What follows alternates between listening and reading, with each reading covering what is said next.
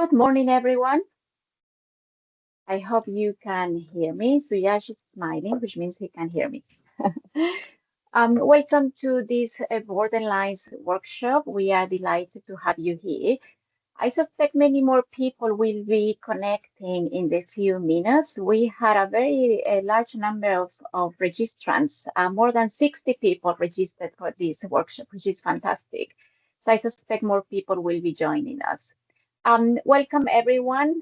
Um, it's fantastic to have this workshop and being organized by Suyash Barve specifically. Suyash is one of our resident fellows at Borderlines. We launched our Borderlines residency fellowship program only this year with the intention to support the scholars who had got the PhD degree and are transitioning into their first permanent academic position. Currently, we have two fellows. One of them is Suyash, the other one is Faride Kombasa. And as part of this program, here at Borderlines, we encourage fellows to organize activities, which can include thematic panels and symposiums, or perhaps working on specific research grant applications, and research methods workshops. And this is exactly what Suyash is doing today. And we are delighted that he has offered to deliver this workshop on discourse analysis. And clearly there has been quite a lot of interest, judging by the number of people who have registered to attend this workshop. I'm going to very briefly introduce Suyash. Suyash is a social scientist engaged in interdisciplinary research. His work takes an anthropological approach to media objects to understand how cultures surrounding technical work operate in South and Southeast Asian cities. He'll probably be telling us a little bit more about his PhD work and his current research work, so I won't say much about it now.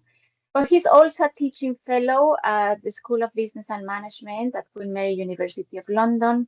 And he's currently teaching modules on sustainability in the creative and cultural industries and on funding and financing creative production. It's a real privilege to have Suyash as a Borderlines Fellow and also more active in different roles at our School of Business and Management. I should have introduced myself, sorry. I should have probably done that from the very beginning. My name is Mayra Ruiz Castro. I'm a senior lecturer at Queen Mary University of London, and I'm a Borderlines director since January 2025. Okay, so I think we are ready to get started. Suyash, I can see that you have already shared your slides. Yeah. So I leave the floor to you. Thank you very much.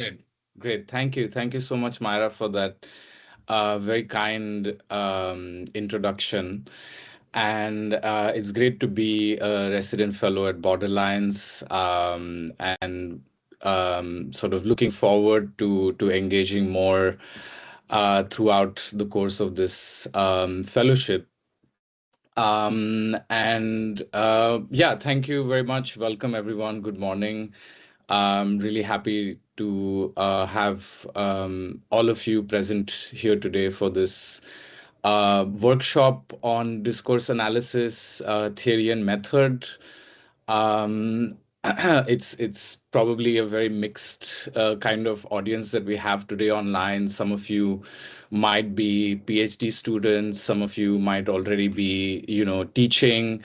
Some of you might be kind of already deep into writing your dissertation or doing your analysis. But I'm guessing that you're all interested or curious about discourse or discourse analysis. You might even be actually using it already in your work. So it's really great to kind of also have all of you in the at the same time to talk to you about this method that this theory and method that I actually also tend to use quite a lot in my own research. So some of the I intend this session to be largely me providing some preliminary remarks about discourse analysis and about discourse, because as we'll see that the topic is quite vast, and the ways in which discourse is understood and the ways in which discourse analysis is done varies quite differently. So it really won't be possible to cover everything in one seminar. So we'll go over some basic kind of ideas for today, and then depending on interest, and kind of specific questions on a particular approach to discourse or discourse analysis, we can perhaps do another session in the near future. So what I intend to do today is to kind of offer, as I said, some preliminary remarks on how we understand discourse and discourse analysis, how it's defined, also how we can kind of trace the genesis of discourse analysis within the linguistic cultural turn in social science disciplines that happened somewhere around the 1960s onwards. And then we look at how contemporary discourse analysis is approached. There are kind of three broad approaches that are not so sort of separate and categorized by themselves. They are also, we'll see that that these approaches are also quite interdependent on each other. And then to exemplify some of this hybridity within the discourse analysis approaches, I'll offer some examples from my own research, what I've done, how I've used discourse analysis. And then we'll talk a little bit about some of the critiques of discourse analysis. What are some of the limits in using discourse analysis as a theory and method, and most importantly on self-reflexivity. So focus of this presentation is going to be on critical discourse analysis, and self-reflexivity is quite a key component of what makes a discourse analysis approach critical. Then we'll also try to do a group analysis of some texts, and there are two texts that I've selected for us to kind of go through in small groups. We'll do that for about 20-25 minutes in the second half of the session, and then we can reconvene for some final thoughts and questions and answers, and we'll conclude the session for the day. Okay. So when I offered to do this workshop on discourse analysis, it was almost kind of natural for me to offer to do a workshop on this research method slash theory. But then it's only when I started kind of putting together this presentation that it struck me how difficult and challenging a task it is really to talk about either of these things, right? Because the word discourse itself can mean many things to many people, although it fundamentally talks about the relationship between language and society. Within language, how discourse is understood is kind of different. Sometimes it's sometimes it just means a theory. Sometimes it can mean something that is backed by more stronger beliefs in something, which could make it like an ideology. It could be the knowledge. It could be truth. It can just mean language. It can mean representation or even a statement. And I guess the ambiguity of the word, of the meaning of the word discourse is part of what makes it also powerful, because it can mean some of these things some of the times, or all of these things at some of the times. And it really depends actually on how you operationalize this understanding of discourse. So it's largely, again, not to, something that we'll talk about, in a few more slides, is on self-reflexivity. So it's really about the position of the researcher and the analyst in approaching the text and in approaching the analysis, which defines also what discourse means and how it's operationalized in the analysis. So it's a very heterogeneous. So discourse analysis, as such, is a very heterogeneous, ecumenical, and flexible set of approaches that broadly tries to understand the role of language and communication in the organization and in the order of societies. Um, so so if you look at the applications of discourse analysis, you'll find if you do a quick Google search, for example, you will find hundreds, if not thousands, of relevant papers and documents that are using discourse analysis, either as a theory or to infer results from some kind of qualitative data. So this would be in policy studies or in education studies or in studies of law and media and communication studies to journalism studies, so on and so forth. And all of these will use a particular definition of discourse, and construct different kinds of frameworks and methods to understand their object of analysis. So what we'll be actually focusing on, just to make our the task a little bit easier, is to talk about critical discourse analysis. Okay, so critical discourse analysis is the focus of this presentation, and it broadly advances on two kind of interrelated ideas, right? The first is that discourse shapes society and society shapes discourse. So there is a kind of constitutive and constituting element of language and society. Okay. And the second point is that uneven power relations produce unequal society, and this inequality is manifest through language. So that word, that emphasis on power and power relations, is important. It constitutes one of the ways in which what lends actually the criticalness to CDA, right?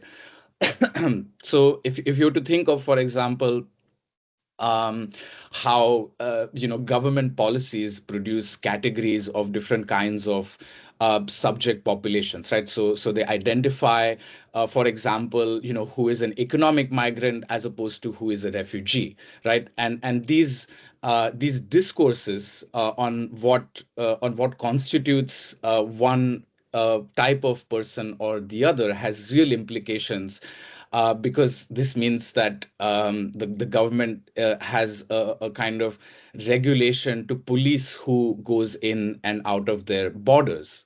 And at the same time, if you also look at how these categories are produced and understood, you will come to realize that they're not the same over time. The way that immigrants have been talked about, for example, in the 1950s and in the 1960s, would be very different from the way that we talk about them today. So the way that the language of talking about immigrants has changed in the last 50 years is related to the shifts also in terms of society and culture and so on, and those have similarly been affected by the changes in language. So there's that constitutive power of discourse, and at the same time you see how these categories have real implications in terms of whether one is categorized as an immigrant or as a refugee, has implications for one's position and understanding of oneself in society. It also sort of influences how perspectives are formed. So there's three main kind of categories, if you will, to think about discourse, that's proposed by Schifrin.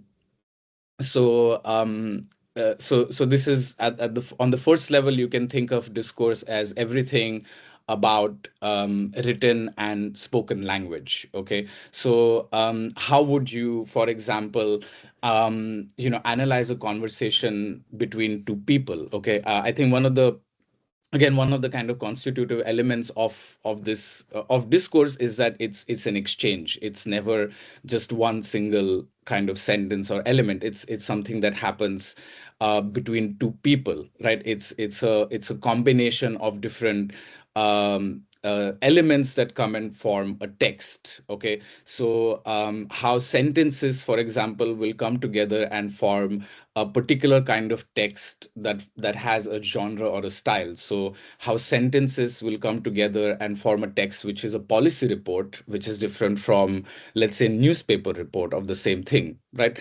So it's looking at this kind of so it's looking at how sentences are coming together and forming a particular kind of text or genre. So if we were to think of a conversation between two people, and if we were to have a transcript of this conversation, what we'd be able to tell is the relationship between these two people, right? Whether they're friends, whether they're members of the same family. We'll also be able to tell a little bit about their relationship, what kind of relationship they have, based on, their tone, for example, the words that they're using, so on and so forth, right?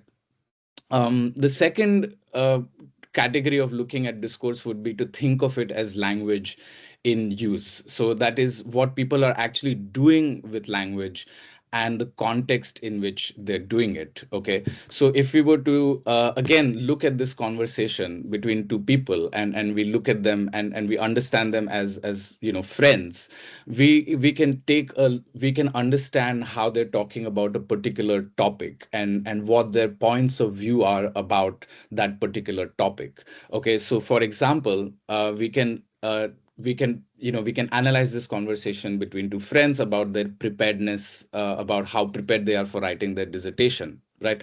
So we can gauge also, we can abstract from this conversation um, wider themes about how these two people are thinking about their dissertation, but also how they're able to express a particular state that they find themselves in. Whether they're prepared, how they define their preparedness. They might say that I've come across these texts, and these have really helped me. So you can say that summarizing some of these texts in this conversation is helpful in in sort of signaling that preparedness. So we can tell more things about what the language is doing, right? And the third is a much broader idea and understanding of discourse, which does not necessarily limit itself to just the linguistic use in a particular instance or context. Okay, so this refers to a broader range of social practice, within which is actually constituted the discourse. And what this broader range of social practice includes is, of course, the discourse, which is all these linguistic kind of acts, like of speaking and writing and interpretation, meaning making, and so on, but also other kinds of non-linguistic instances, and non-specific instances, that also have an importance in understanding the discourse. So, for example, if we were again to take this example of students talking about their prepared their dissertation in a student cafeteria, for example, we would look at actually the kinds of embodied and social practices that exist of students meeting and exchanging notes in a particular type of place. So what this would include is, it would allow us, for example, to ask us different questions of this discourse, and why it's happening in a particular place and instance. So why is it that students are meeting in the university cafeteria? Is it because the university is in a sort of costly part of town where a cup of coffee is expensive, and they can afford something that's more only in the student cafeteria, which is why they sit there. So this is also so this will allow us to actually glean more and more information about the discourse, about also the parties that are involved in the discourse, what they're talking about, and relate it to broader contexts. Okay. So these are three ways of thinking about discourse. And as I said, that as I mentioned, that discourse analysis is widely used in different kinds of social science disciplines, and it's primarily used to infer results from qualitative data. Um, Now, discourse analysis is, of course, also used in, to some extent, in interpreting quantitative data. I know of, some great work that's happening in kind of network analysis. Um, um, so it's also that, again, it kind of signals the kind of hybridity of discourse analysis as a method. But if we were to think, again, of qualitative data, this itself is a very broad kind of category, and it can include, various different kinds of materials that you can that you can analyze. Okay, so this qualitative data can be field notes, it can be interview transcripts, it can be speeches, it can be political statements, it can be focus group discussions, it can be images and sounds, and the list, kind of goes on. And at the same time, also discourse analysis has been used to study other things like social movements, or ideologies, or political systems, or legal entities, or organizations, so on and so forth. So what we can conclude from just understanding something about discourse analysis, not just, critical discourse analysis, is that it looks at both text and practice. Um, so that is how language constructs knowledge about the world, and how this knowledge directs action in the world. So discursive practice, or is one of those words that you might come across every now and then when you're reading a paper on discourse analysis. Is so this discursive practice is really one of the kind of, very elemental unit of analysis in discourse analysis. And discursive practice basically means, it can mean two things. One is that it refers to the actual practices using language. So this is, practices of speaking, writing, interpretation, meaning making, all the kinds of rhetorical devices that are used in convincing someone, in persuasion, so on and so forth. And then there's also the other category of discursive practice, which is how these kinds of discourses actually lead to direct action in the world. So how is it that these discourses, how is it that these ways of talking about a particular topic actually have material kind of influences? So there's two ways to thinking about discursive practice. So once again, it's the kind of linkage between language and society that is, that is being investigated here. So if we were to think of, very briefly, how the idea or the concept of discourse and analyzing the relation between language and society comes about, we can talk about two very broad schools of thought that have had influence on this. And we'll do a very, very quick overview of both of them. So the first is this school of structuralist and functionalist philosophy, uh, or structuralist and functionalist anthropology. Okay. Um, and this was a kind of broader, again, school of thought that gained a lot of prominence from from the 1950s onwards, as a way to explain different kinds of social phenomenon. And for structuralism, what a lot of the structuralist philosophers basically held was that they assumed a certain kind of direct analogy between language and social relationships, right? So one of the ways in which they went about thinking about how language functions, is to think about how it is embedded in a particular kind of system or context. Now, importantly for us, what the structuralist move enabled was to expand the scope of language beyond just the written and the spoken word. It actually came to mean a world of different kinds of symbols or signifiers. Okay, so some of you might have heard of semiotics, for example. So semiotics is largely a kind of interpretive or hermeneutics that has evolved from structuralist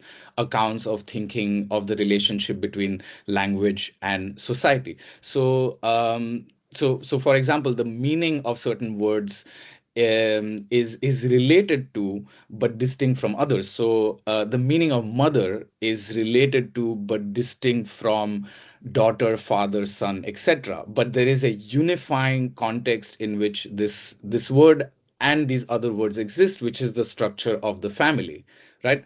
And it is actually the idea of the family that is uniting all these related and distinct elements, in a sense that without the family, the words mother, daughter, father, son don't really make much sense. You actually need to come up with the structure. You need to identify what is it that all these disparate elements kind of fit in, and which is how you can understand what they mean, right?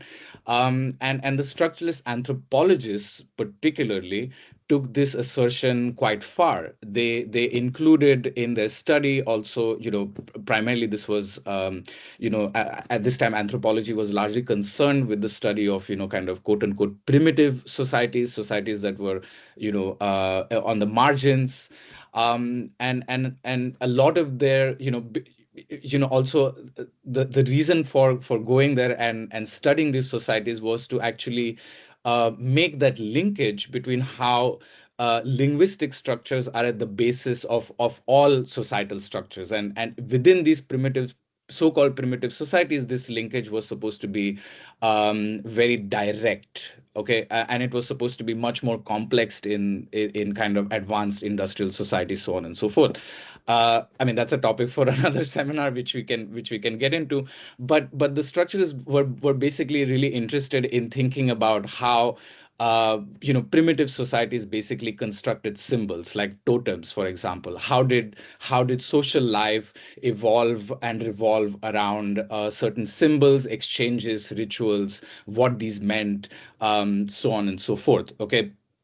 So if you were to look at some of the work by Malinowski, Branislaw Malinowski, or Claude Levi-Strauss or Margaret Mead, you would find a lot of this. You would find a lot of reference to the word discourse in these texts. Okay. So a couple of things about the structuralist accounts is that they assume this direct analogy between language and society. But the other thing that you will find is that they assume that there is an arbitrariness between the signifier and the signified, in a sense that there was no actual reason why a particular word comes to have a particular meaning. That reason is, it's supposed to be completely arbitrary. Okay. So if you were to think of, for example, the game of chess, and if you were to explain this to a beginner, structuralist accounts would explain it in this way, that they would first identify the different pieces on the board. They would say, this is a knight, this is a pawn, this is a king. Then you would also identify them by their functions. This is what this particular piece can do. Then the other thing that you would talk about is how they interact with each other. So they actually are, although they're related, they're distinct because they have different powers, right? A pawn has a different power than a king, than a rook, so on and so forth. So it's all these interactions between them of capturing, moving, checking, before that you need to understand before observing an actual game, how these actually play out. So the arbitrariness in this, for example, is that if you remove the pawn, or if you were to put a different object in place of that pawn, the meaning of that pawn does not change. It still has the same power. It still has the same functions, whether it can go one place or two places, how it can check, so on and so forth. Um, so the function doesn't change because it's the element, the element becomes arbitrary, right? And this actually also leads us to thinking about some of the limits of structuralism, right? So although it's been very generative and germane in helping thinking about the relationship between language and society, and in particularly in understanding identity construction, and how social worlds are basically created, like how societies kind of come together and informally decide on this structure that will that gives meaning to different things that they're doing. So there's a lot of actually germane accounts from structuralism, but um, what it actually explicitly does not do is that it does not theorize power. It does not theorize the questions of value and intentionality and vectors of power and force, right? So structuralist accounts are very good at kind of giving us a sense of the landscape, an overview of how language and society are connected in very in very entangled complex ways, but not necessarily why certain language is used at particular times, what it means, so on and so forth. Because as we know, these words are not arbitrary. They are used with some kind of intention sometimes, right? The way that we use language is actually that there is intention behind why we use certain words and we don't use certain words, right? So this takes us to the kind of departure from structuralist thinking that happened around kind of primarily beginning with the work of Michel Foucault in France in the 1960s and in the 1970s, and it introduced a very different way of thinking about discourse. Okay, so Foucault never actually used the word discourse analysis in his texts, but a large body of critical discourse analysis has actually emerged from some of that work and some of the interpretations of that work, and also some of the critiques of that work, particularly from feminist and post-colonial scholars. So again, this would be a topic for another seminar if you were to think of sort of the post-colonial turn in discourse analysis. So let's just think about how Foucault and the post-structuralists thought about discourse, right? And they introduced exactly these elements, exactly these things that were missing from structuralist accounts. Questions of intentionality, value, power, temporality, so on and so forth, right? And also about these rules. Actually, what what was what post-structuralist accounts will actually take into consideration is what kind of rules are made, or what kind of rules govern language in society, because the kinds of rules that govern language in society also tend to be governing relationships in society, right? So that was the kind of link that was made by between language and society in post-structuralist philosophy. Most importantly, I think what the definition of discourse here gestures to is a way of is basically a group or a unity of statements which provide a language for talking about and a way of representing the knowledge about a particular topic at a particular historical moment. So if we were to think of, for example, the discipline of physics, right? The discipline of physics contains a number of different statements and topics, right? And the way that we understand how the physics of today, whether that's particle physics or nanophysics, so on and so forth, is very different from the way that let's say the ancient Greeks, Aristotle, wrote about the planets and planetary movements and so on and so forth. They're actually very vastly different times in which the things are being spoken about, although it's about the same thing, it's about the same kind of phenomenon.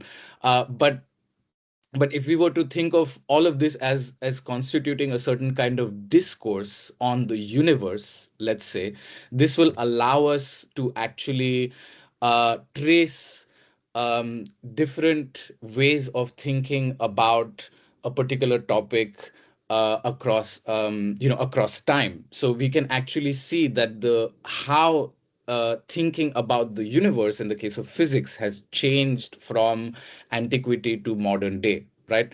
And we can actually also see what are the things that have been that that have been identified as part of physics and that have been rejected, right?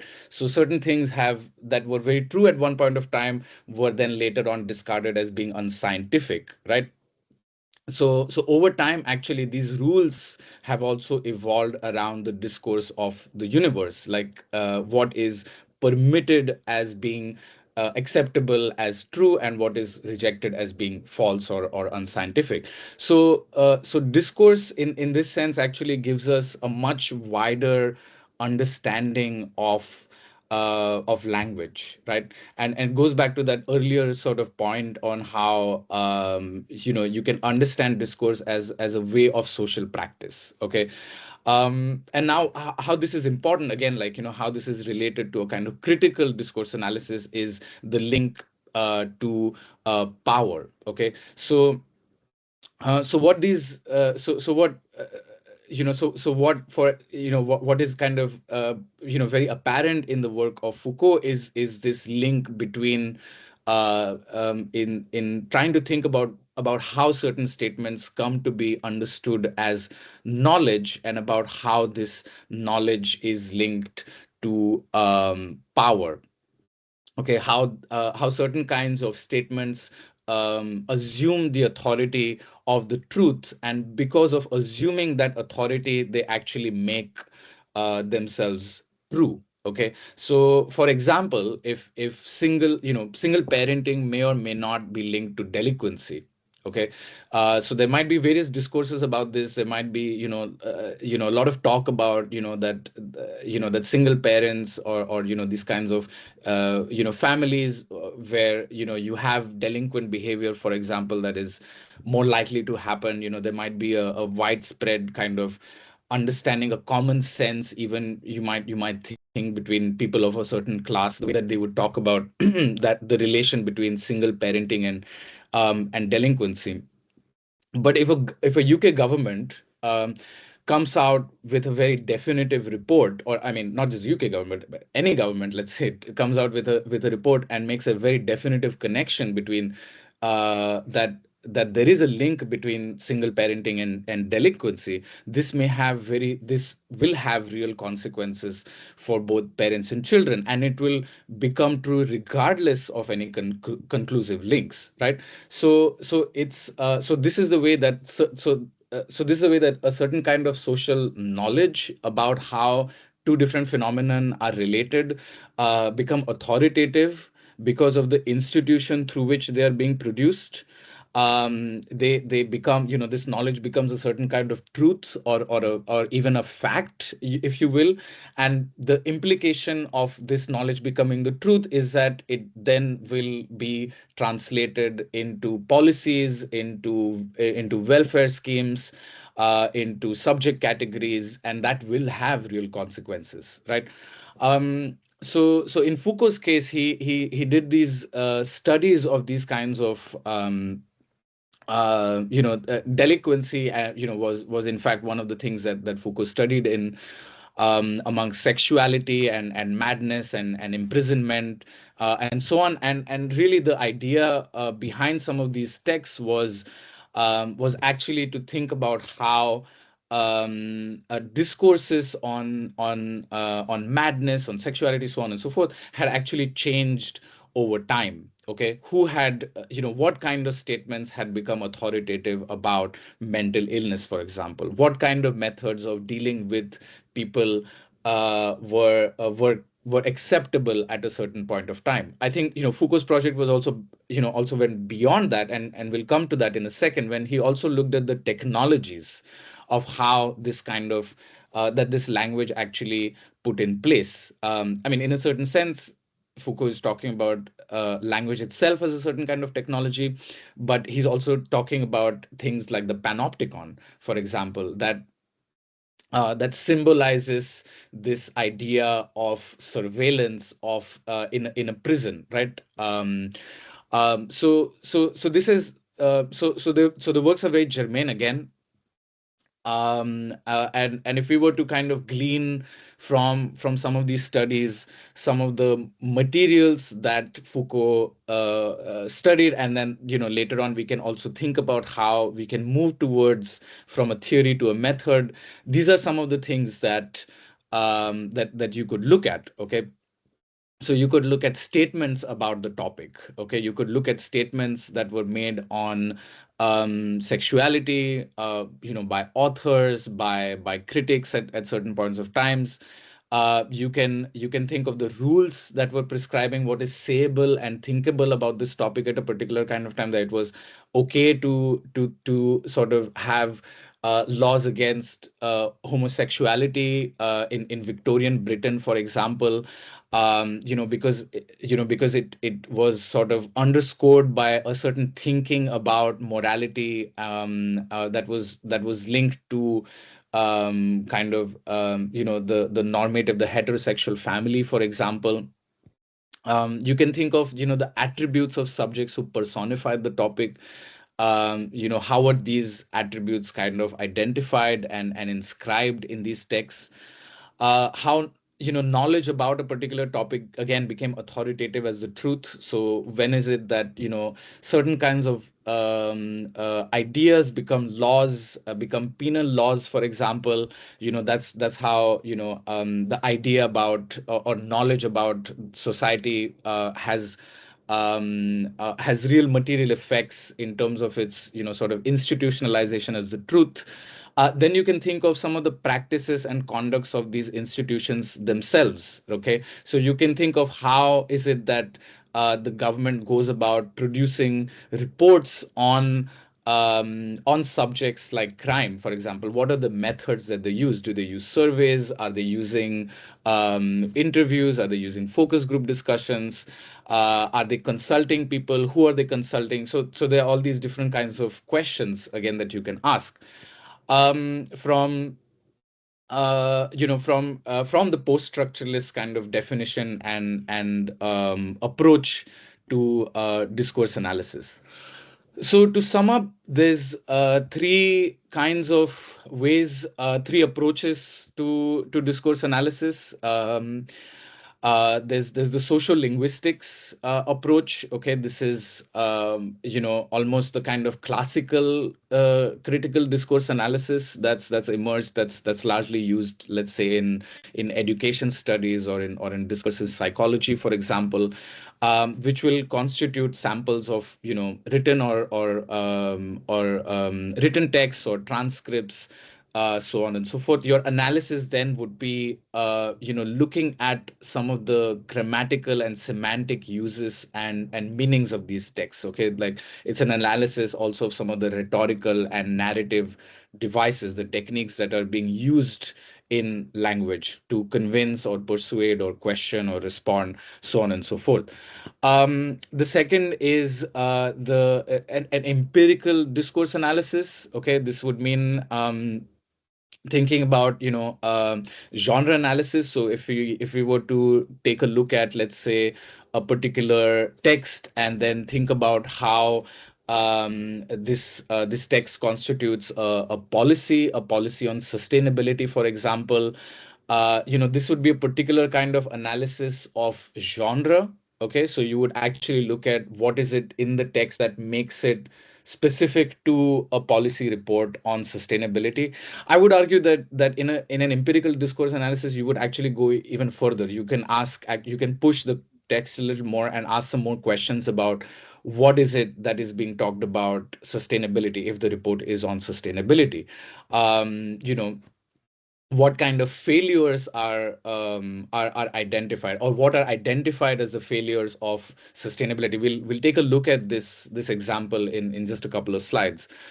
And then thirdly, you have the critical discourse analysis, but just to kind of keep in mind that all of this can be critical as well. Is that you have this kind of Foucauldian analysis. Some would also call it the genealogical method. I think a kind of big emphasis in this method is to think about time and history, about how about continuities and disjunctures. So how certain ideas are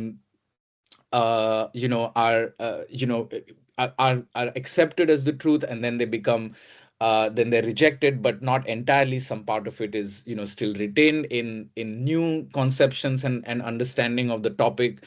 So this is one of the things that the genealogical method kind of allows us to do, that it allows us to actually trace the development of an idea across time. Okay, and this allows us also then to think about the conditions in which a particular topic was important and how it was spoken about, right? And from this we can actually get a much broader understanding about society and social relationships, and most importantly about power, from this critical analysis. I think because the Foucauldian method is so attuned to questions of power and inequality is why it almost singularly tends to be associated with critical discourse analysis. Um, but once again, I would kind of say that that again the unit of analysis, if you may, would still be like text. It would still be like written or a language text. But in this case, it would also include other kinds of data. Okay, so this would be data on the institutions and individuals who produced and are produced by these texts. Okay, and we'll come to an example of that in my own research in just a bit. Okay, so there's a kind of handy application of Foucauldian discourse analysis in the work of Mitchell Dean. So Mitchell Dean actually, writes, has written this book called Governmentality, Power and Rule in Modern Society. And the focus actually of Mitchell Dean's work and of the kind of subdiscipline of governmentality scholarship is in thinking about principally how institutions are using language and discourse in a particular kind of way, or rather, how is it that institutions acquire and exercise power through the use of language. Okay, in a nutshell, this is what kind of governmentality scholarship is about. So it's not just about, so when I say institutions, it's about governments, it's about private companies, it's about civil society organizations, it's about these multilateral organizations like the UN, so on and so forth. So the idea so the reason really behind kind of placing institutions at the center of this analysis is once again kind of signaling the kind of power relations that exist in society, right? Because institutions, specifically governments, have enormous power and influence in controlling the kind of language that is being used to talk about a particular topic, right? In many ways, actually, governments, in fact, provide the population the language to think and talk about a particular topic in some ways, right? And how this is done is very intimately related to to the idea of hegemony. Okay, to the idea of institutions actually retaining power in an unequal setup. And the way the way that is done is actually through coercion and through using language. Okay, and there's a very particular development in discourse, and in particularly in Foucauldian discourse analysis, where one of the questions that Foucault asked was what explains the transition in Western Europe from a kind of feudal society in the 17th century, let's say, to the modern day kind of new liberal era? How is it that the organization of society has shifted so dramatically in these 200 years? What is it? How is it that actually organize like governments have come up and they have managed to actually enforce a certain kind of power, not through force, but actually through using language, through persuasion and communication, okay, through propaganda, so on and so forth, right? You can kind of relate it to that. So one of the analysis in Mitchell Dean's work is, or rather, one of the frameworks that Dean uses in his analysis is to think about how discourses actually play different roles. Okay, so this is not just about what discourses are, but it's also about the kinds of different roles that they play and how they are produced. So the first is on how is on what is it that is being sought to govern. Okay, so if we were to think of crime once again, how is it that the ontology of crime is constructed, and how is it made visible? Okay, is it made visible through maps? Is it made visible through survey data? Is it made visible through through interviews with people who are affected, so on and so forth? So how is it that the phenomena of crime is constructed as a certain kind of truth? Okay. Secondly, what are the kinds of procedures and practices that are involved in governing? So, if we were to think of crime, what kind of language again has been used to describe crime, and how is this been different at different points in history? Okay. Again, you can also ask in aesthetics the kinds of practices of gathering knowledge in the first place, right? So if the government is doing a survey on crime, for example, who is it actually surveying? These would be the kinds of questions that you can ask when you think of how governments are producing this discourse on crime. Okay.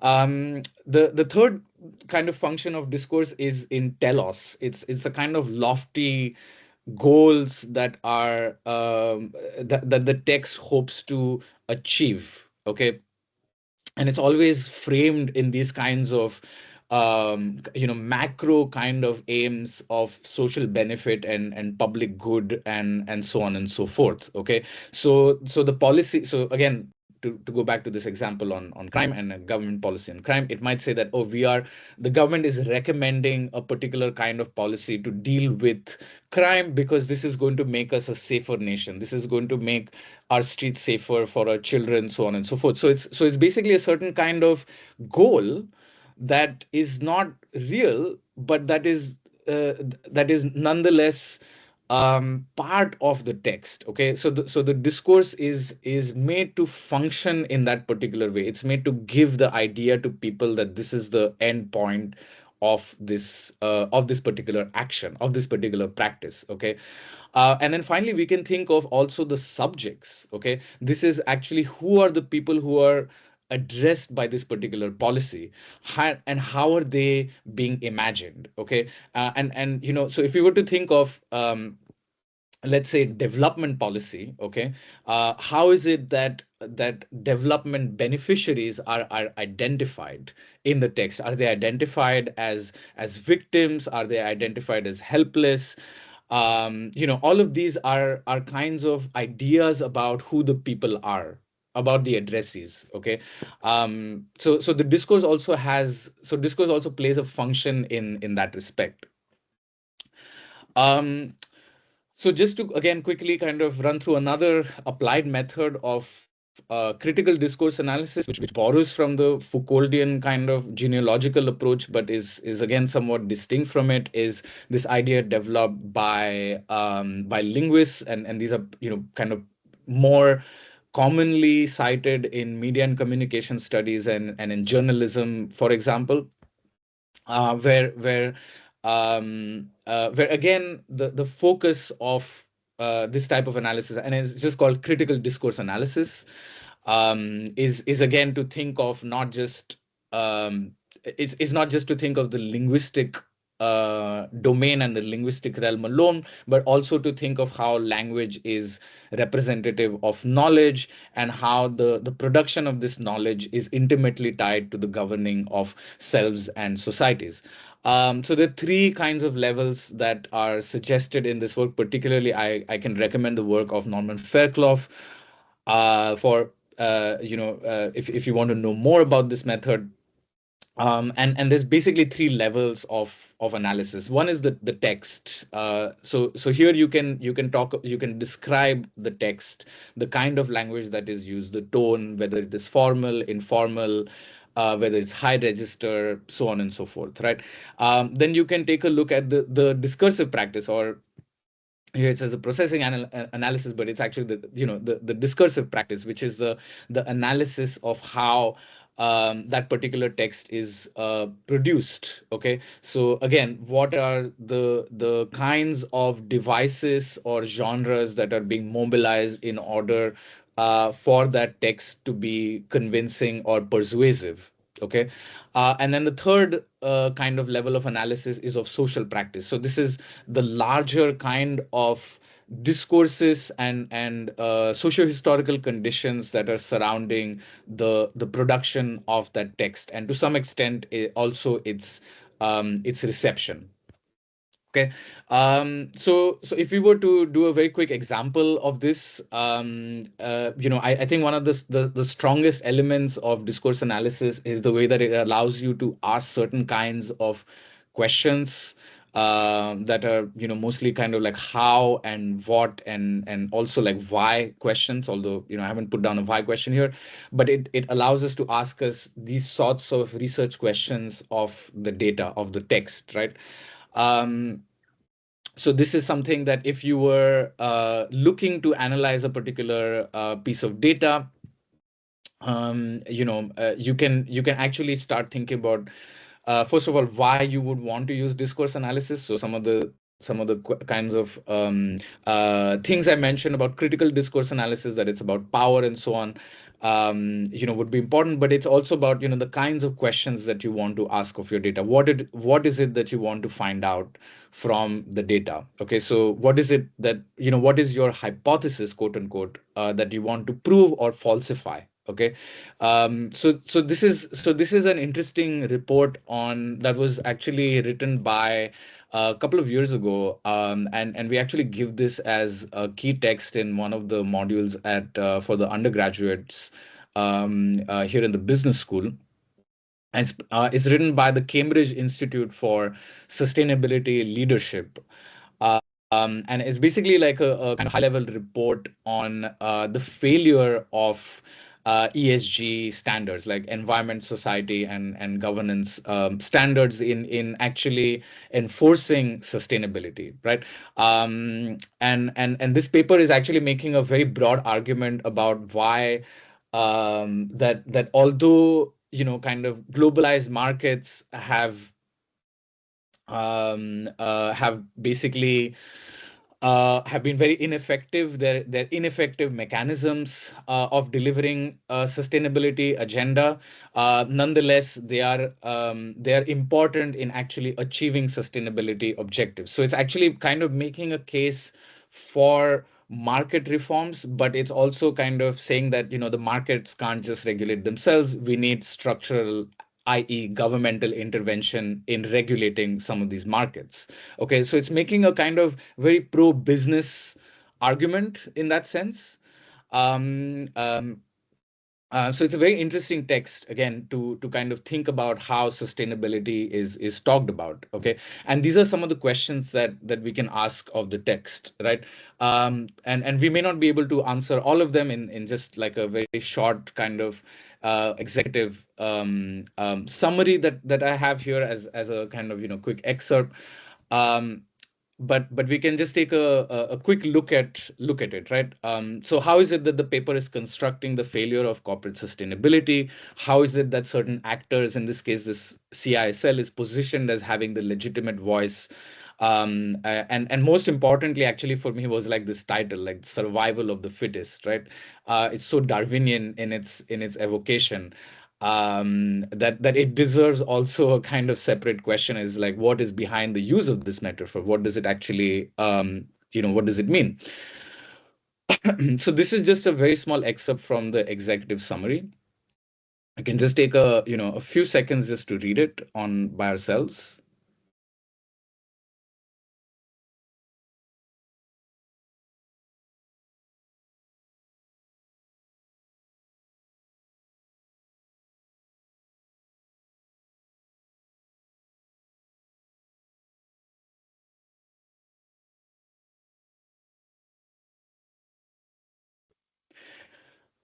So again, we may not be able to answer um, all the questions that we post. Okay. But for example, this question on um, how is the actor CISL positioned as being the legitimate voice in defining the sustainability agenda? So how is it that the author, in this case, this CISL, is identifying themselves as being the responsible one, right? And you can see it. It's in this line. It's in this sentence. CISL has a particular responsibility to do this because, as a leading education provider, convener, and thought leader, we must constantly challenge ourselves to be at the cutting edge, right? So so it's arrogating to itself this responsibility for talking about and setting the agenda for sustainability, right? It's also why this kind of legitimacy is, it comes from, of course, its institutional affiliation, right? It comes from the fact that it is, that it identifies itself as also as a leading education provider and also a thought leader, right? That's a very vague word, and something that you would find more, a CEO perhaps trying to describe themselves as a thought leader, right? So you see this, so you see the way in which, again, this discourse is working. Okay. So I'll quickly also talk about a couple of examples from my own research before we can take some questions and do a small group activity. So discourse analysis is not just about text. It's also, you can use it to analyze. Sorry, it's not just about kind of, written and spoken language. It's about text, and you can have a very broad range of text, how you understand them. And I used a particular type of discourse analysis for my master's dissertation, actually. So this was many years ago, but I found it quite relevant because I don't use that kind of discourse analysis method any longer, but I found it to be quite interesting to talk about in this class, in the seminar, because it kind of brings together ideas of social linguistics, but also aspects of, kind of critical discourse analysis also. Okay. So my master's dissertation was on, it was on participatory video. So I had been working previously. I have some experience working in community, in sort of the civil sector in India, and I was, part of this project that was a participatory video that was made by a waste workers collective, in association with this NGO that I was working with, and this particular community video project was very, it was kind of, this film itself was kind of powerful in the way that it, I actually saw how the women who were making this film, they were waste workers. So they were, you could call them, sort of, in intersectional terms, they were quite, the most marginalized, I would say, in, in society. And how is it that they actually use some of this, technology, communication technology, to talk about their problems to people in power. Okay. So one of the things that happened, as this is just some context about this project. So one of the things that happened was that, they made this film, and they actually went around different government offices showing this film to different people, bureaucrats and collectors and so on, and sort of getting them to do something about the very precarious living and working conditions of these workers. Oh.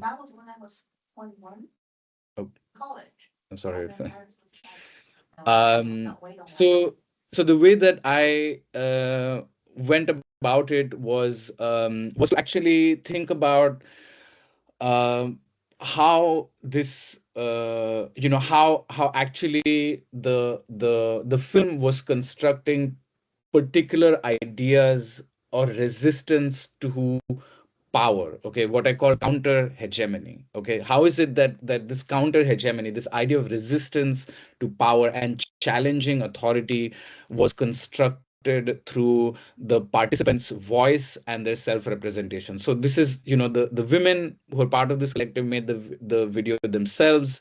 They operated the camera, so on and so forth. But very importantly, this film was edited by the NGO, and it was also funded by a German donor. Okay, so these two things were are quite important in understanding how the text is, or how the text was produced. Okay, so this was kind of my research question: how is counter hegemony discursively constructed through voice and self representation of marginalized communities in participatory video? I also insist actually like on research questions being conceptual but also very specific.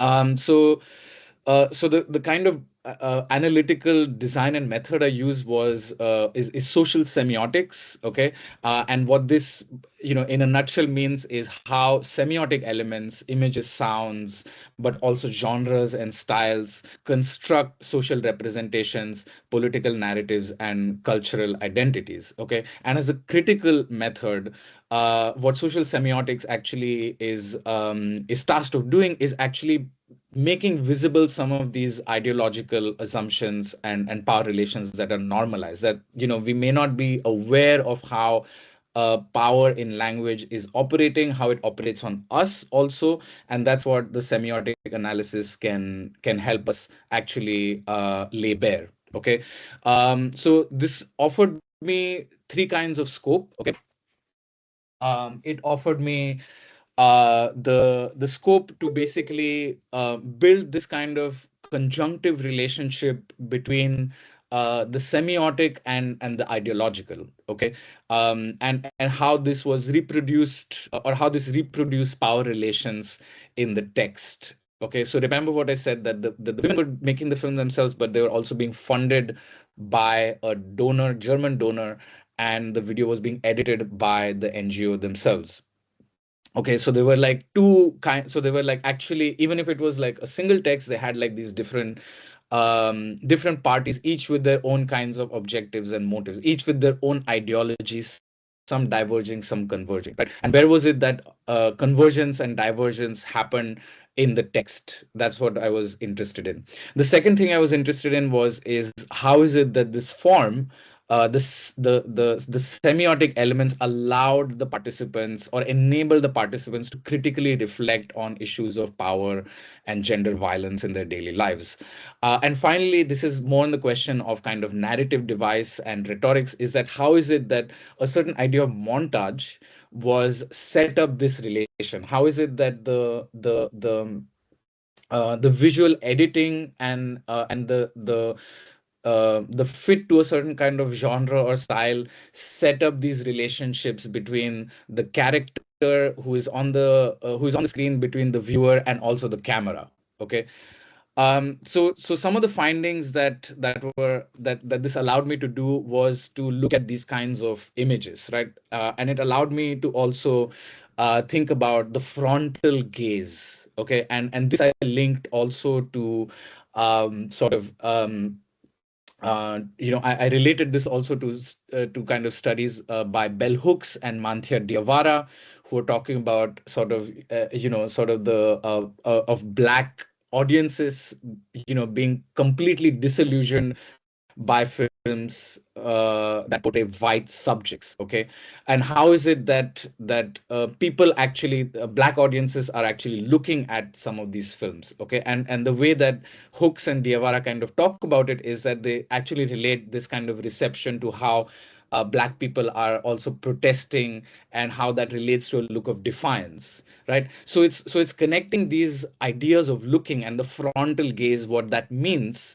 in and how that translates in this particular shot, in these particular kinds of images, right? And these are these are the most powerful images in this documentary, where you have these kids, and also the women kind of talking directly to camera.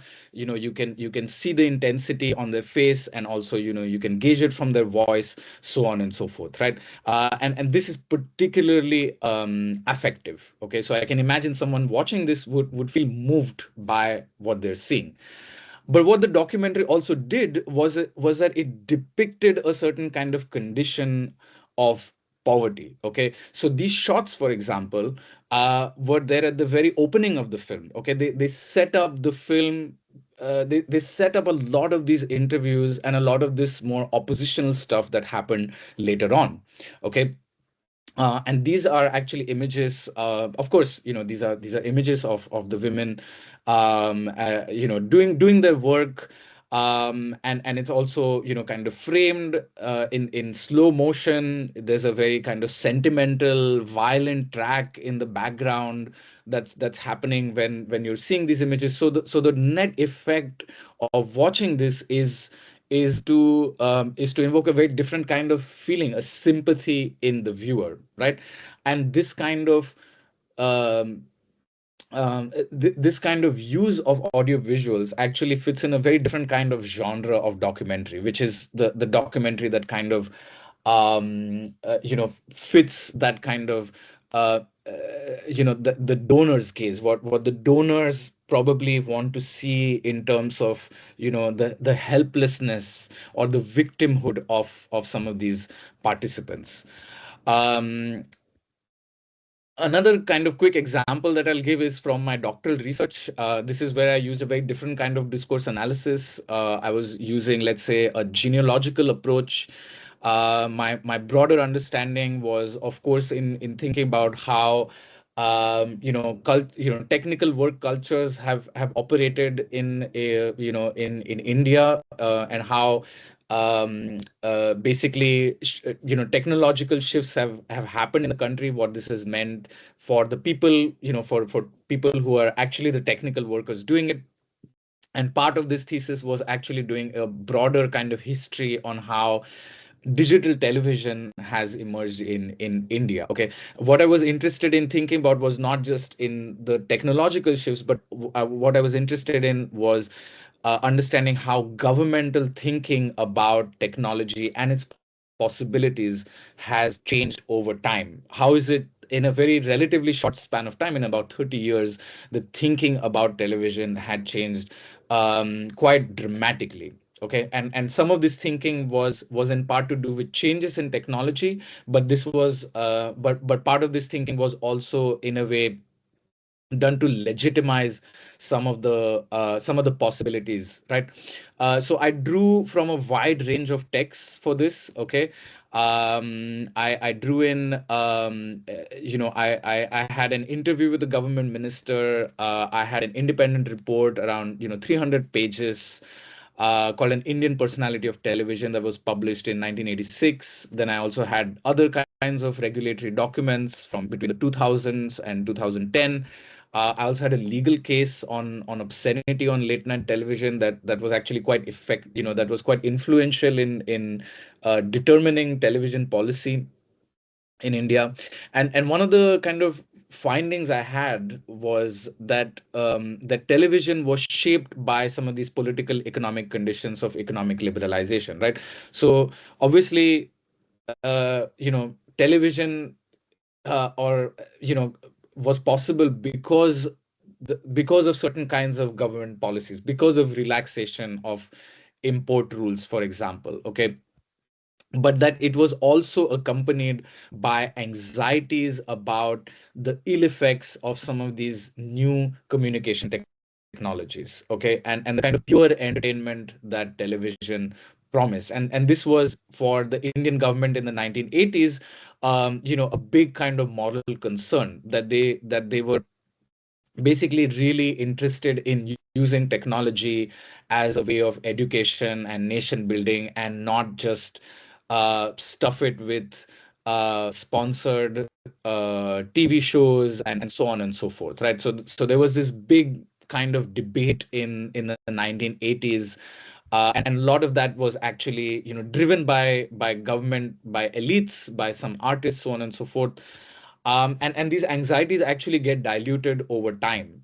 So by the time that we get to 2010, some of these anxieties have almost completely evaporated, and what you have actually replacing that is this wide affirmation of the consumerist and the commercial logic of increasing television channels, right? So that idea of educating people and so on has completely gone out, has almost completely gone out of the window.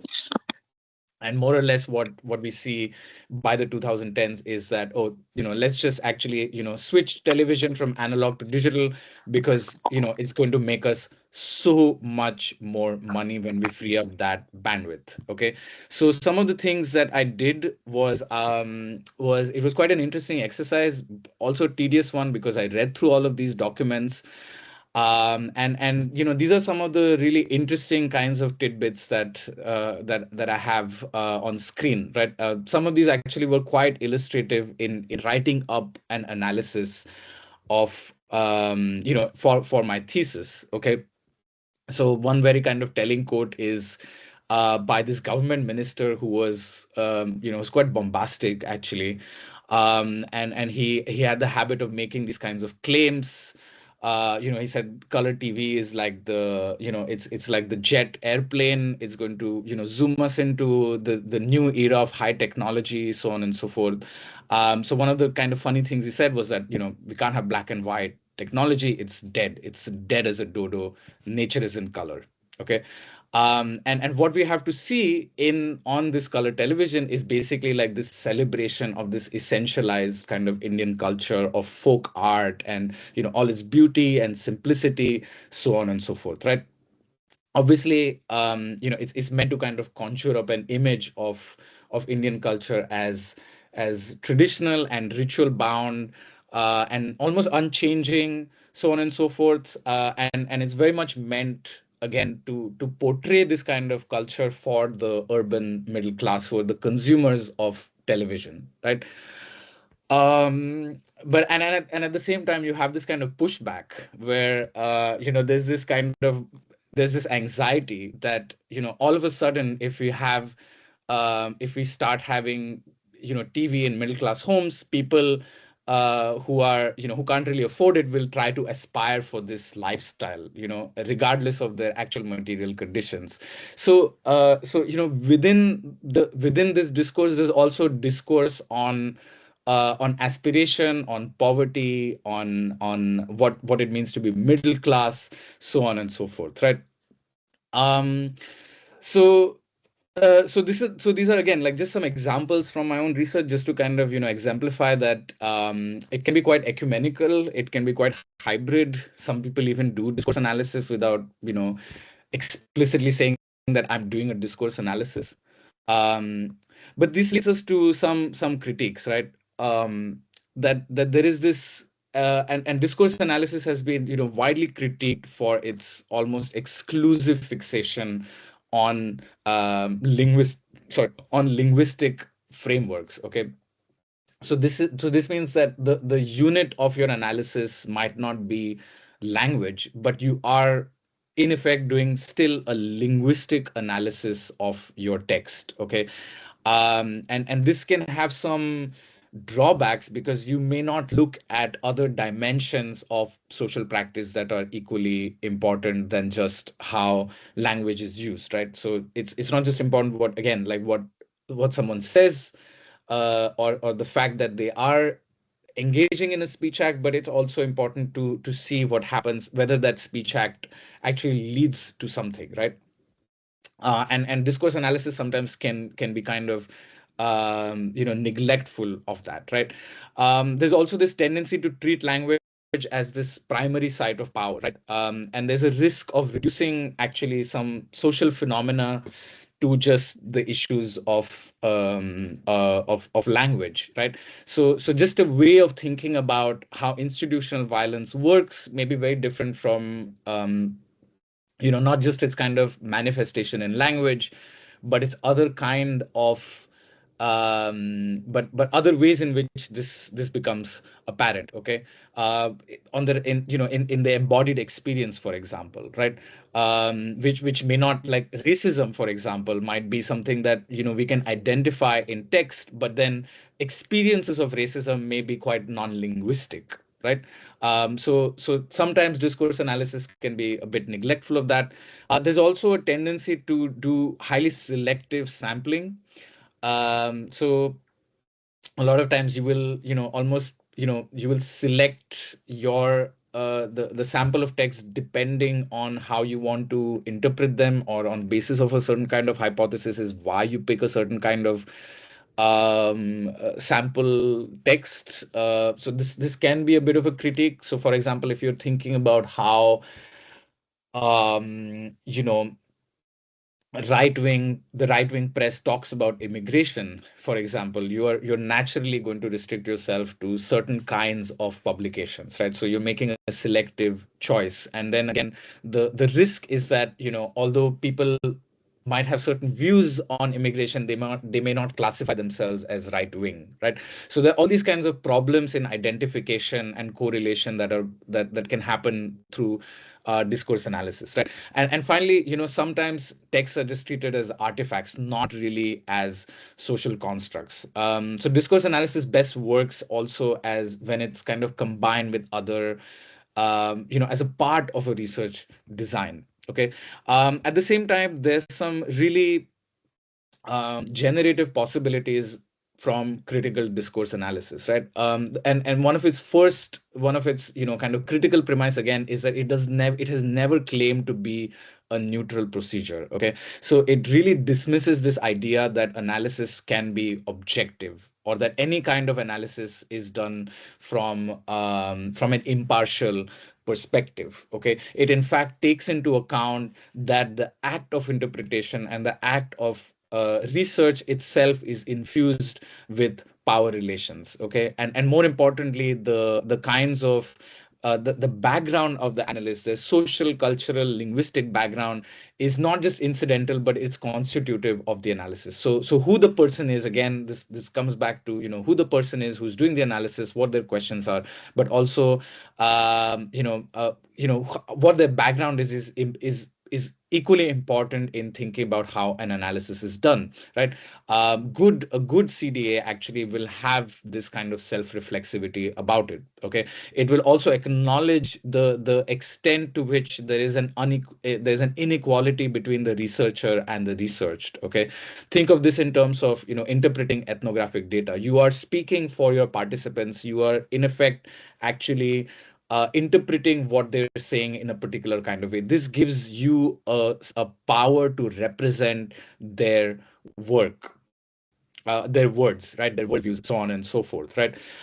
So who represents the marginalized people, for example, is what are the kinds of ethical and epistemic questions that it raises about the analysis is also quite key to thinking about critical discourse analysis, right?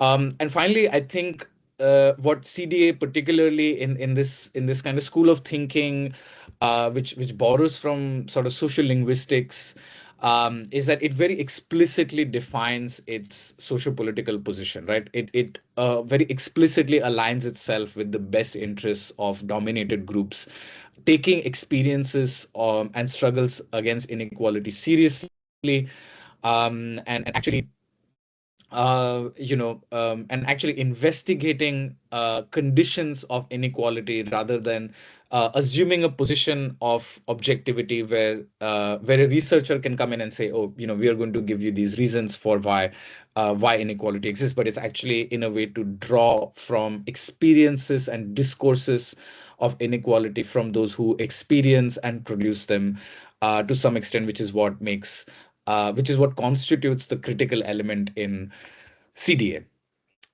Right. Okay. So we've come to about I've gone on a bit longer than what I expected to.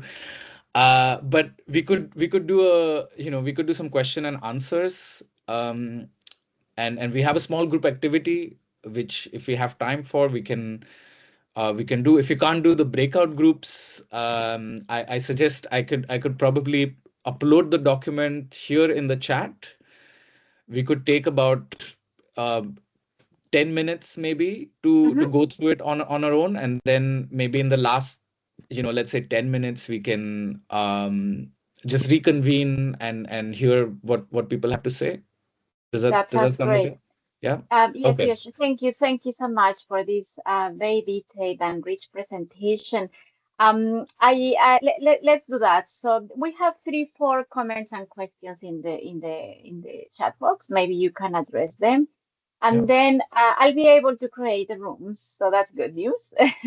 Okay, I great. have been made Fantastic. organizer now, so I can do that and Okay. dedicate 10, 15 minutes to the activity and then reconvene for final thoughts.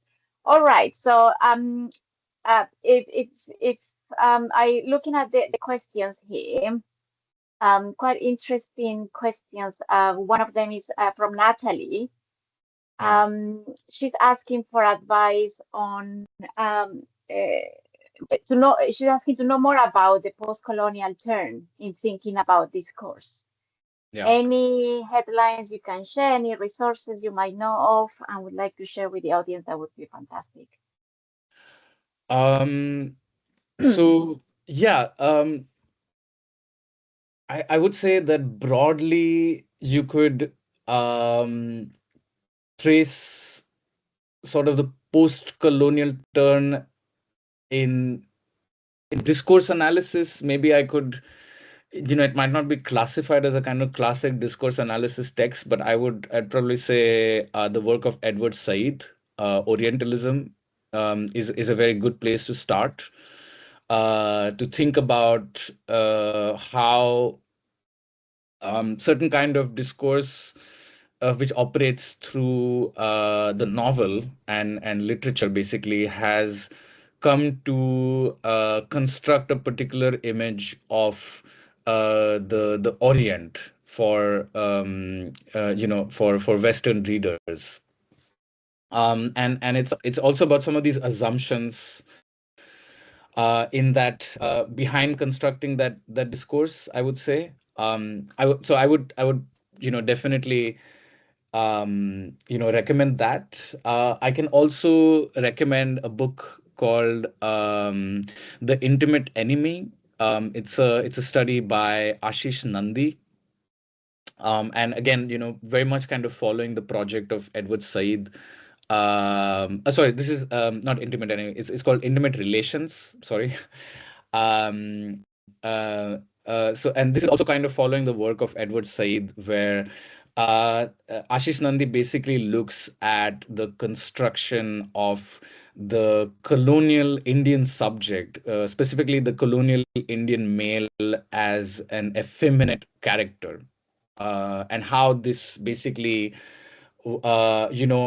comes across in different kinds of texts, in letters that were written by some of these colonial administrators to each other. Also in, kind of the work of, authors like Rudyard Kipling, for example. Um, so I think these are two sources I can recommend. I can also recommend for governmentality the book that I mentioned before. That's Mitchell Dean, Power and Rule in Modern Society. And that's very specifically looking at the Egyptian context, and sort of different kinds of government schemes in 1950s Egypt, I would say. Also Seeing Like a State by James Ferguson, um, which also looks at kind of these massive infrastructure projects in Tanzania. So there's actually again, like a vast range of literature. These are like just some of the titles I can think of on the spot. That's Um, fantastic. Thank you, Suyash. And on the topic of recommended resources, Safareina, she's also asking, it's great to have you here, Safareina, by the way. Thank you for joining us. She's also asking whether you might know of any methodological source on Foucauldian genealogical discourse analysis. right. So more Um, cleaner, more practical, sorry, practically oriented books on this or papers. mhm. So I can recommend David Howard's book. It's just called Discourse, and it is published in the year 2000. I think there has been another edition, 2009, 2010 or so. And it's actually, it's a very it's a short book. I think it's around 200 pages. It does a really good job, I would say, of thinking about like just tracing basically discourse, the theory of discourse in structuralist anthropology, and then also in, kind of its focus is on Foucauldian discourse analysis. I mean, there's another school of thought on discourse that I haven't quite mentioned in this seminar, which is the post-Marxist sort of understanding of Mm. discourse, which is very important. But and that's also something that you'll find in David Howard's book. In terms of the analysis, or in terms of more, sort of practically oriented books, I think, I mean, again, I would say Mitchell Dean's work is quite good if you're thinking of Foucauldian analysis. I think in terms of that kind of just the way in which he gives this kind of rubric of understanding discourse, discursive practice, discursive formation, and also the function of these discourses. I thought was quite generative. I mean, I think also that Dean's framework has been used quite widely, especially in like governmentality, scholarship. It's an applied work, but there's also an article by Tanya Lee on governmentality where I think she spelled this out. Um, but I can come up with some more sources. Yeah. Yeah. That's all fantastic, Suyash. Actually, we have more questions from Eleni on Gabriel and resources. What I would suggest we do is perhaps you can put together a one-page document or something with key resources that the audience might Yeah. find useful, and we can circulate it later. Yeah, Yeah. should we do that? Thank you so much. And then we have two very interesting, and I would relate them, two interesting comments from Nikita and from Megmala.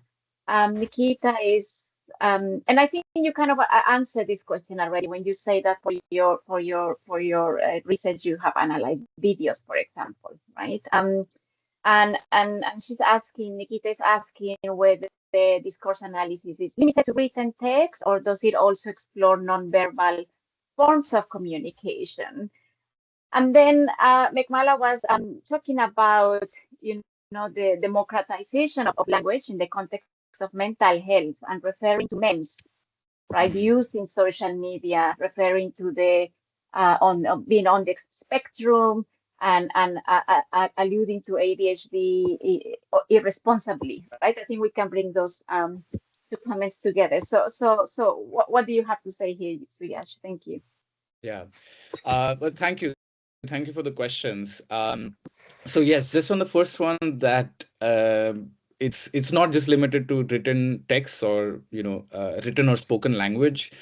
It does extend to non-linguistic, non-verbal, non-specific instances also. So you can do a discourse analysis on just to be flippant on the dress code of a pop star over the years, let's say. You can do a discourse analysis of just their fashion sense, what they're wearing, the kind of gadgets that they might be carrying, the accessories that they might have. So you can do so. All of that is also a discourse. Is also a particular way of being embedded in a social world and communicating with that social world about it also, right?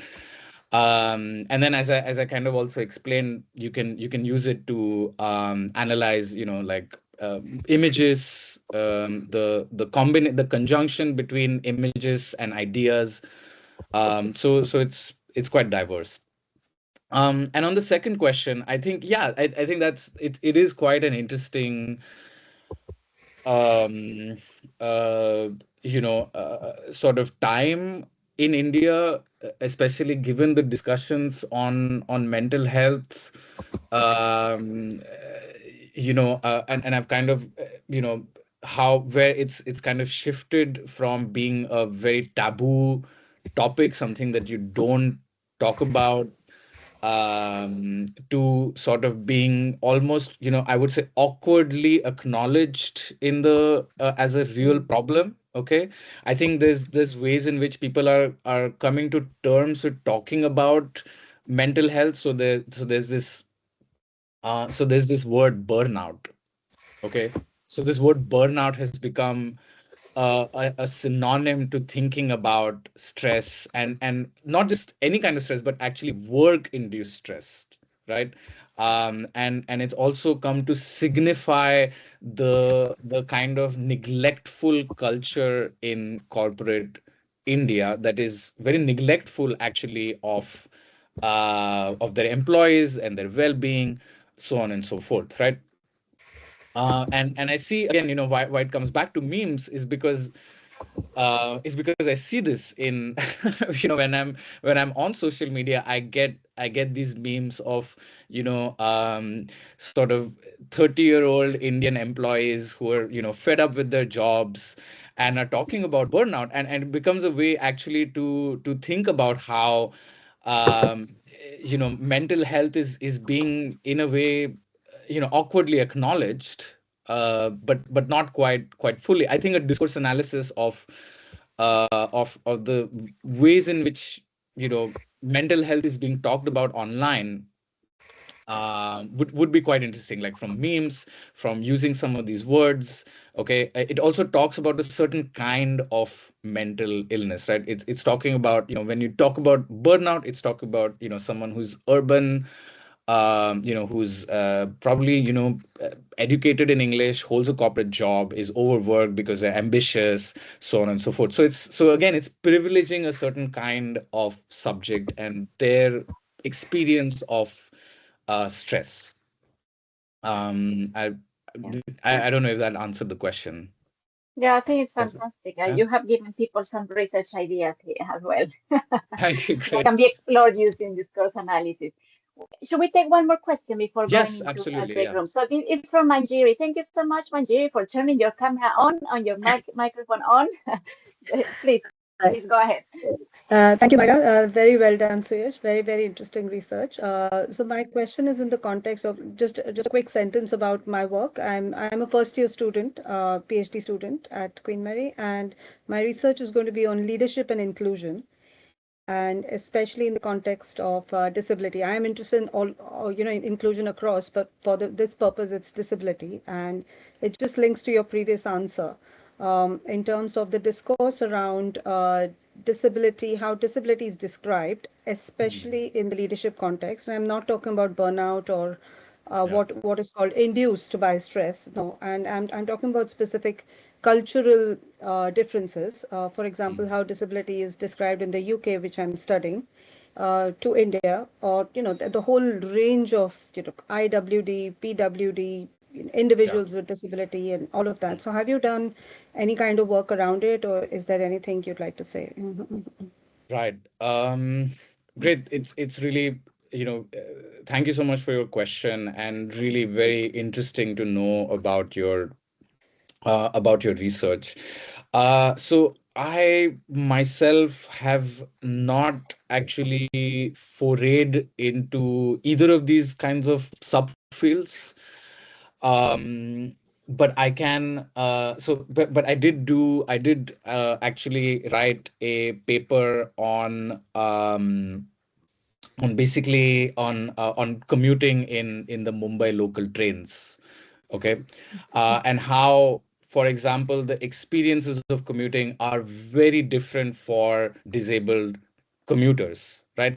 And the way in which I kind of, so I have some sources on that. I'd be happy to share that with you. It's some of it is related to the discourses, some of it is, of course, related to how, for example, people understand disability as a particular kind of as having a particular kind of maladaptation which is visible.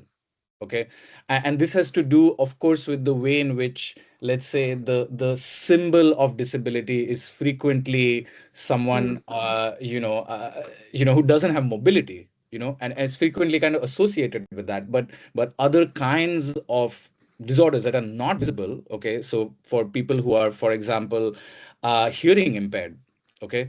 Or people who may even have partial sight, for example, are not looked at in the same way, or they're looked at in a different way, a different kind of disabled, so it has a little bit to do with discourse. I think some of it is, a lot of it is really embodied. I mean, you can really actually probably like specifically in the context of this paper, for example, what I was exploring is this idea of the push. Okay, what in Marathi and Hindi we call dhakka, right? And it's like this the fact that the trains in Mumbai are so crowded that this idea of push actually has a very important meaning, that you're able to push yourself into and out of the train during peak hours, right? Is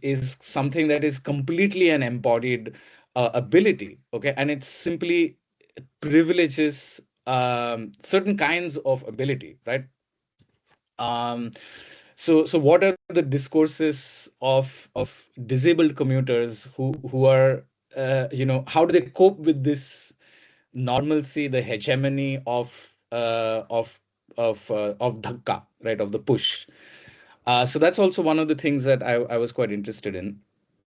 But yes, we can certainly talk more. I hope that Right. answers Thank some you. of your question. Yeah. Thank you. Thank you. I think it's a much wider discussion. Yes, Myra, definitely, because and it's really nice that you mentioned this push, because my inspiration for this work was 16 years ago. A commuter, three disabled commuters in London, from London to Milton Keynes, on the Mhm. train, and how that now applies to work we do in India and everything else. So we Okay. can Right. interact later. Right. Sure, Thank you for Prashant. that. Yes, yes, Yes. definitely. Mm, That's very interesting. I guess the conversation needs to be continued.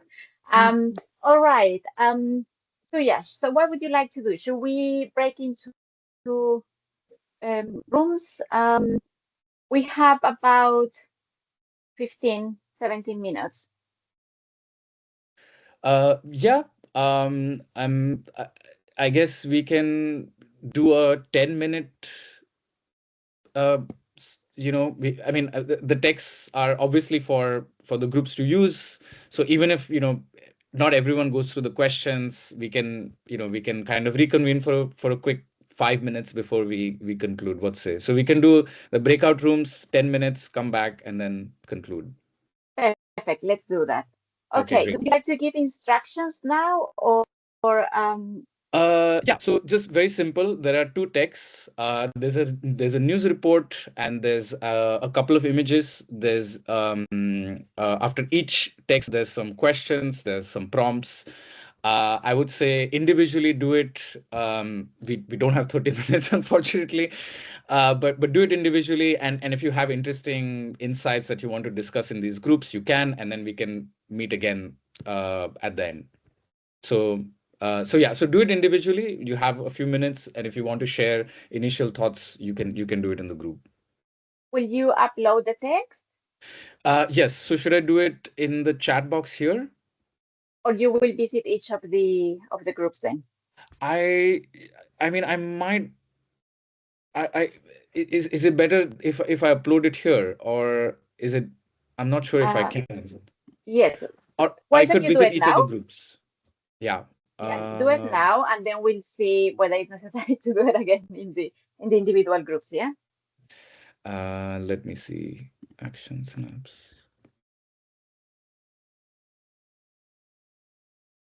Um, Sorry, I'm not sure whether I just copy paste the document here.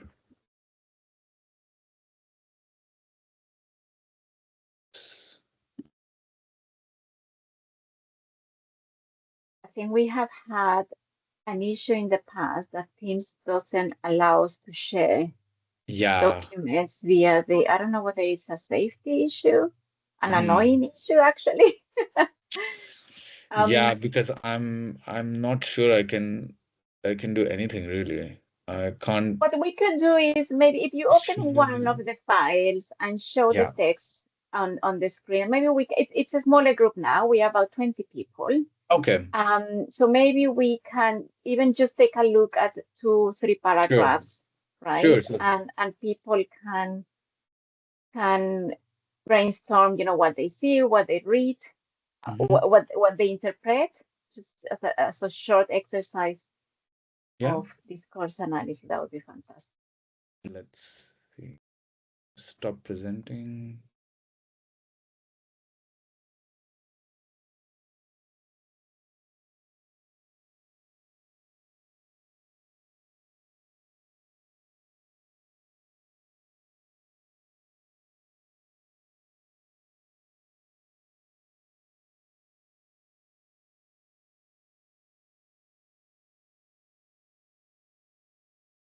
Mm.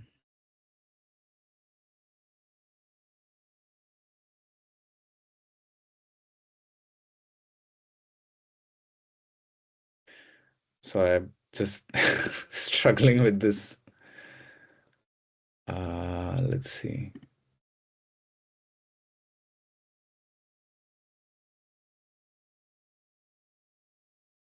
I have to. Oh, okay, it seems like I have to quit the call because I have to update the permissions. Also, maybe we don't do that. It sounds like Suyash will have to organize part two, Yeah. which is Um. perfectly fine. Okay. Please don't worry. I think people have already gained a very deep insight into discourse analysis. Okay. I would be more than happy to organize a more hands-on workshop, even perhaps in person, where we get to the practicalities of it. If everyone is okay with it. Gabriela said that it would be great to have a part two more practical. Yeah. Um, so that's all right. There is one question perhaps that we can still address before Yeah. I give you some more announcements related to borderlines activities before everyone disconnects. Um, and it was from Chipo. Thank you, Chipo, so much for this comment. Um, I'm curious of your thoughts on the link between epistemic injustice and critical discourse analysis. And can you also say a little bit more on the critique of the critical discourse analysis itself from a decolonial lens, Black feminist and decolonial lens? Hmm. Yeah, very, very good question. And perhaps we can actually kick off part two of this workshop with this discussion. Because there's actually a lot of very substantive critique mounted on on basically this project of knowledge production.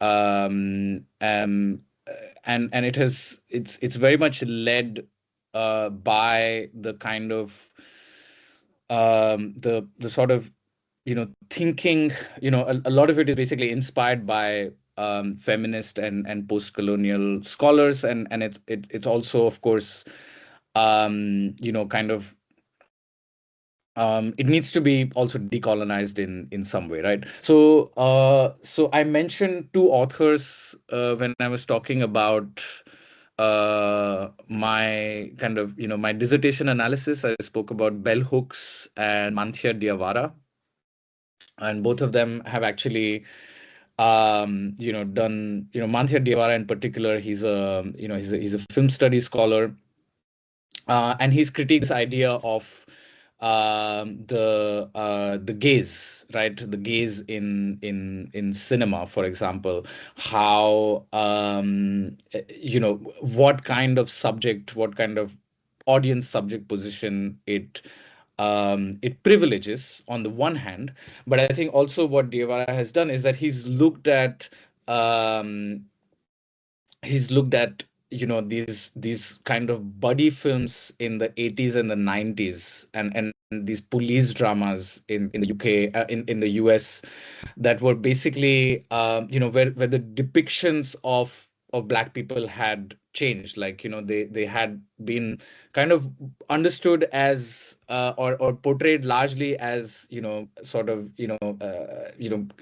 sort of delinquents and criminals and so on. And by the time that you have a different kind of perspective in the 80s and 90s, you have a different kind of black subject who is the police officer. You can think of, for example, some of the films of Eddie Murphy. Okay. So I think it's sometimes quite generative to think of to think of discourse as a kind of also in pop culture, let's say, and how it manifests itself in pop culture, because that is also linked to a certain kind of general common knowledge, let's say, about difference that exists, right? And I think there's again, if you were to look at also the work of Stuart Hall, for example. Stuart Hall has written a lot on on stereotypes, how those are translated again. So yeah, there's a few more authors I can kind of refer to, who are talking more specifically about epistemic injustice and are very specifically thinking about discourses. Akhil Mbembe, for example, would be one of them, who's very, kind of, really grasping with this idea of epistemic violence and necropolitics. Like his work on humor, for example, would be a great way to kind of think about how it's a sort of discourse analysis. Yeah. Perfect. Fantastic. Yes, thank you so much for your time and all the effort that went into preparing this session. As I say, it's a real privilege to have you as our Borderlines fellow. Clearly, there is a lot of interest, and I think definitely we'll have to organize part two. I would have had a question that is more practical, and maybe we can also discuss that in the next session, about what is your view on the role of AI, large language models? What are the implications for discourse analysis, right? To what extent it's being used, how that's being used, and what it does to the interpretive and more self-reflexive um, the interpretive and more self-reflexive work that is required in critical discourse analysis. Maybe that's something we can discuss next time. But thank you so much. Thank you as well to all the participants. Has been quite an interactive session, and we love having that type of session, those type of sessions here at Borderlines. Just before we go, I would just like to share our LinkedIn website. It's in the chat box. If you are just getting to know us, if you just go to us, please do connect via LinkedIn, because then you can learn more about our future activities and events. And just very quickly, please allow me to announce two key activities. Sorry, two events we're going to be organizing. The first one is already in 10 days time, and it's a seminar organized or panel organized by one of our Borderlines members, Isadora Kruxen, on data as resistance, feminist and trans interventions in data and AI. It's a large group of panelists from South America, from the US, from the UK, so very diverse, very global, and we hope to see many of you there. And then finally, you might be already familiar with our Global Dialogue series, which for this year is focused on AI. We have asked the questions, who speaks, right? Whose voices and stories, and who resists in the context of AI. And with Suyash's presentation, we could also be asking who interprets, right? Or whose interpreted work, whose interpretation is taking place in through AI. And this will be our very final seminar taking place in June, and he will be addressing the question, who resists the colonial and feminist AI futures. So please do join us. You are welcome to join us, and thank you very much again for this fantastic workshop. Thank you, Suyash. I wish you all a wonderful afternoon and fantastic weekend. Thank you very much. Thank you very much. Thank you.